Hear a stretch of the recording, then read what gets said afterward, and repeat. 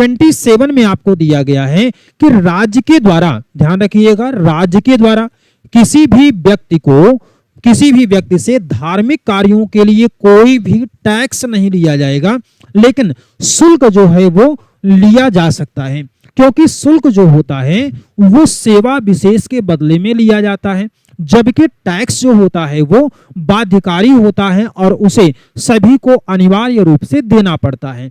तो यहां पर आपको जो टैक्स वर्ड आप यूज कर रहे हैं, एक टैक्स होता है और एक फी होती है। तो टैक्स जो होता है वो बाध्यकारी होता है और जो शुल्क होता है यानी कि फी जो होती है ये सर्विस के बदले होता है। यहां पर ध्यान में रखिएगा, ये सर्विस के बदले होता है। जैसे हम लोग आपसे शुल्क लेते हैं ना, आपने शुल्क दिया होगा, तो सर्विस के बदले लिया जाता है। ये आपको जो टीच किया जा रहा है, चीजों को समझाया जा रहा है, ये एक प्रकार की सर्विस आपके लिए है और इस सर्विस के बदले में आपने शुल्क दिया हुआ है। लेकिन टैक्स जो होता है वो बाध्यकारी होता है और इसके लिए कोई सर्विस आपको प्रोवाइड नहीं करी जाती है, लेकिन फी जब लिया जाता है तो उसके लिए सर्विस दिया जाता है।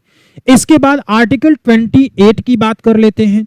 आर्टिकल 28 में कहा गया है कि राज्य के द्वारा संचालित या राज्य वित्त पोषित किसी भी शिक्षण संस्थान में कोई धार्मिक शिक्षा नहीं दी जाएगी और न ही किसी को धार्मिक शिक्षा को के लिए बाध्य किया जाएगा। तो न तो कोई धार्मिक शिक्षा दी जाएगी और न ही धार्मिक शिक्षा के लिए बाध्य किया जाएगा।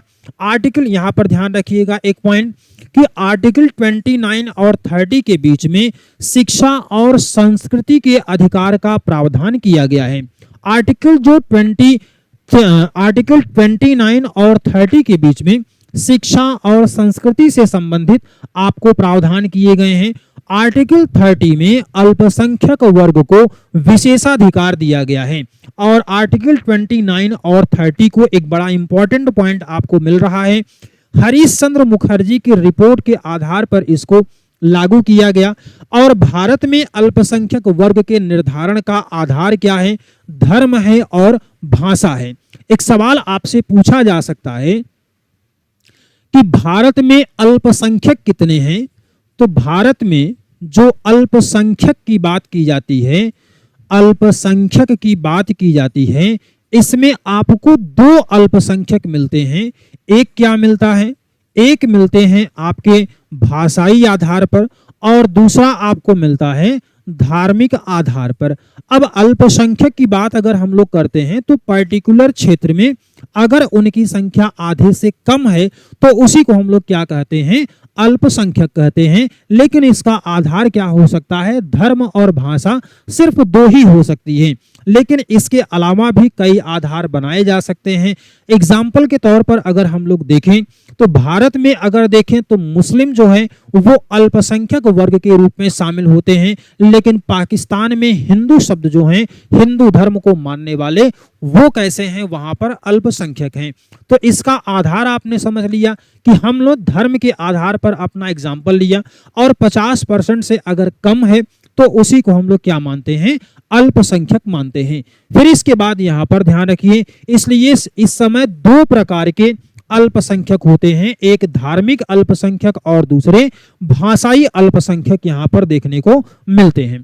पार्लियामेंट को अधिकार होता है कि अगर किसी अन्य आधार को भी पार्लियामेंट जो है ये कर सकता है, जैसे भाषा और धर्म के अलावा, इसके अलावा अगर कोई आधार बनाना है तो उसको, जैसे मान लीजिए मैं एग्जांपल ले लेता हूं, बोली, यानी कि बोलने के आधार पर, बोली के आधार पर भी अगर अल्पसंख्यक को डिसाइड करना है तो ये अधिकार किसको होगा?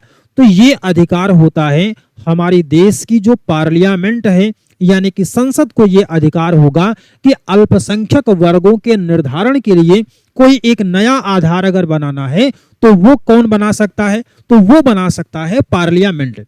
यहां पर यही बात आपको लिखी गई है, संसद को अधिकार है कि वह किसी अधिनियम का निर्माण करके किसी अन्य आधार पर भी अल्पसंख्यक वर्ग को सम्मिलित करने का आधार बना दे। अब यहां पर देखिए जो अगला पॉइंट आपको मिलेगा, अल्पसंख्यक वर्ग का निर्धारण राज्य की कुल जनसंख्या का 50% से कम होने पर किया जाता है। ये बात आपने देख लिया। आर्टिकल 29 के अनुसार प्रत्येक अल्पसंख्यक वर्ग को अपनी भाषा, अपनी लिपि और संस्कृति को बनाए रखने का अधिकार होता है। लिपि का मतलब आप समझ रहे होंगे। लिपि का मतलब होता है कि हमारी भाषा को लिखने का जो आधार होता है। इसके बाद अल्पसंख्यक वर्ग के द्वारा शिक्षण संस्थाओं की स्थापना करना, उनका प्रबंधन करने का भी अधिकार अल्पसंख्यक वर्ग को प्राप्त होता है।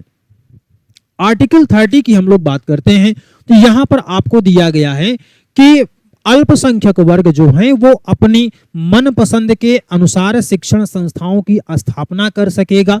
साथ ही साथ यहाँ मनपसंद का जो मतलब है वो है शिक्षण संस्थान जो अल्पसंख्यक वर्ग को बालक के शैक्षणिक विकास में सहायक होना चाहिए। साथ ही साथ राज्य के द्वारा शैक्षणिक संस्थाओं को वित्तीय सहायता प्रदान करने में भेदभाव नहीं किया जाएगा। ये बात आपको यहाँ पर ध्यान में रखनी है।